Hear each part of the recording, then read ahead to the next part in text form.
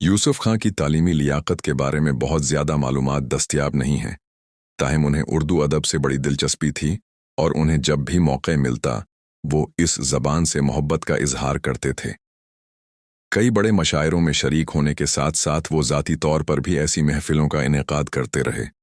बहुत कम लोग जानते हैं कि यूसुफ खां को करकट का भी काफ़ी शौक़ था और पकवान में भी दिलचस्पी थी। एक दौर में दिलीप कुमार के उनकी साथी अदाकाराओं के साथ माशिकों के भी काफ़ी चर्चे रहे।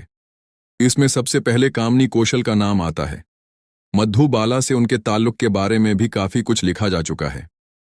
फिल्म तराना की शूटिंग के दौरान उनकी मधु बाला से दोस्ती हुई थी और कहा जाता है कि 7 बरस तक उनका ये रोमांच चला। ताहिम बाद में बाज़ इख्तिलाफ़ात के सबब दोनों में ऐसा इख्तिलाफ पैदा हुआ कि फिल्म मुग़ल आज़म के बाद कभी भी एक साथ काम नहीं किया।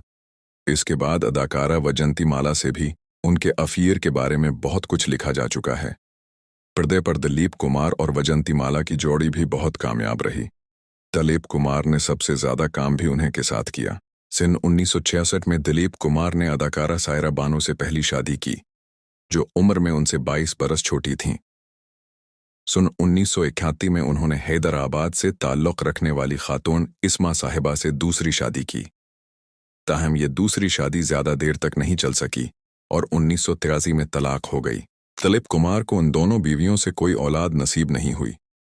अपनी स्वान उम्री Dilip Kumar substance and the shadow में उस बात का इंकिशाफ किया है कि सन 1972 में सायरा बानो उम्मीद से थीं, ताहिम हमल के 8वें माह में सायरा को पेचीदगियां शुरू हुईं और बिलाखिर डॉक्टर बच्चे को बचा ना सके। उसके बाद दोनों ने खुदा की मर्जी समझ करके कभी दोबारा कोशिश नहीं की।